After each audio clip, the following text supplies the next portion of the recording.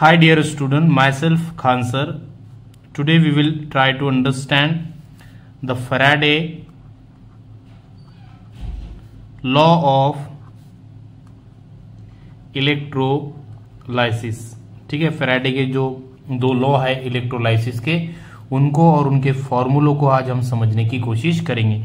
According to first law of Faraday, उन्होंने ये क्या कहा है कि mass of deposited over the electrode is directly proportional to the Q. ठीक है, जितनी आप चार्ज सेल में प्रोवाइड करेंगे उतना ही मास क्या होगा, डिपॉजिट होगा. ऐसा फर्स्ट लॉ ऑफ फैराडे का कहना है. ठीक है, तो Faraday's first law of electrolysis से that the mass is deposit over the electrode is directly proportional to the, हमारा जो Q है, जितना चार्ज हमने प्रोवाइड किया है उतने चार्ज के एवज में उतना ही मास वहां पर डिपॉजिट होगा. मतलब mass deposit over the electrode is directly proportional to the charge provided. ठीक है, तो जैसे हमको यहाँ पर ये जो हमारा प्रोपोर्शनलिटी का साइन है, इसको अगर हटाना हो तो कुछ कांस्टेंट को लाना होगा. That will be M is equals to,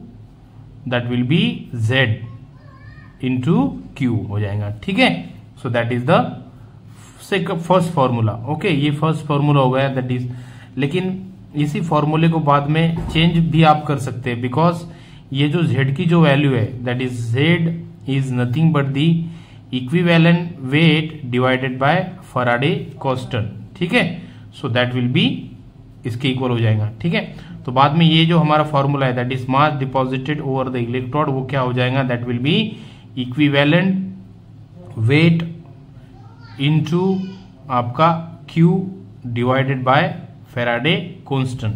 ठीक है, और जो हमारा Q होता है बेसिकली वो क्या हो, किसके इक्वल होता है, that is I into T के इक्वल होता है. सो दैट्स वे फाइनली ये जो हमारा फॉर्मूला है ये फिर से क्या होगा, रीअरेंज होगा. क्लियर है, रीअरेंज होने के बाद ये फॉर्मूला क्या बन जाएगा, ये फॉर्मूला बनेगा that is M is equals to I T divided by Faraday constant. Clear है, तो ये फाइनल फॉर्मूला हम यूज कर सकते हैं to calculate the mass deposit over the electrode. ठीक है, so this is the third formula which we use to calculate the mass deposited over the electrode in case of electrolysis. ठीक है, first law के ये तीन फॉर्मूले आप use कर सकते हैं. ठीक है, और सम टाइम इसका एक और भी फॉर्मूला है, that is M is equal to ZIT.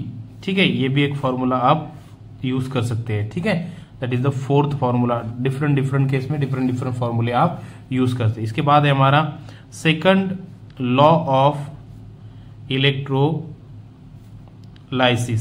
Second law of electrolysis क्या कहता है हमारा, कि mass deposited over the electrode is directly proportional to the equivalent mass of, जो इलेक्ट्रोलाइट उसमें प्रेजेंट है उसके इक्विवेलेंट मास पर वो डिपेंड करता है. ठीक है, तो ये फिर से क्या करना है हमको, फाइनली ये जो लॉ है वो किस तरह से बन जाएगा, that is M1 by M2 is equals to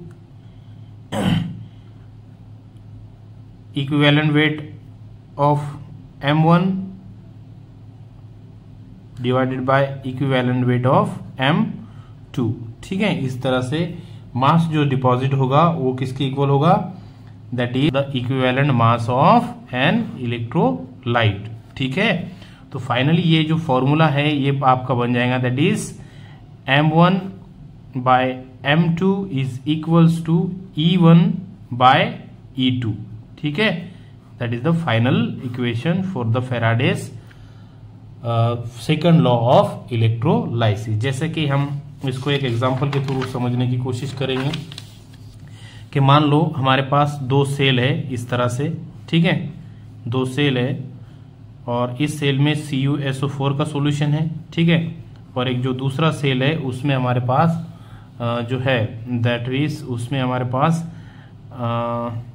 ZnSO4 का सॉल्यूशन है. ठीक है, अब इनमें हमने क्या किया, सेम अमाउंट में क्या की है, एक एनर्जी जो है क्या सेंड की है, मतलब इलेक्ट्रिकल एनर्जी हमने क्या की है, सेंड की है या ट्रांसफर की है। तो अगर हमको इनमें इनका इक्विवेलेंट मास अगर निकालना हो तो वो किस तरह से हो जाएगा, that is mass of Cu divided by mass of Zn is equals to equivalent mass of Cu plus equivalent mass of Zn। ठीक है, इसके इक्वल ये हो जाएगा। इस तरह से दो इलेक्ट्रोलाइट अगर हमको दिए तो इस तरह से हम इसको सॉल्व कर सकते हैं। ठीक है।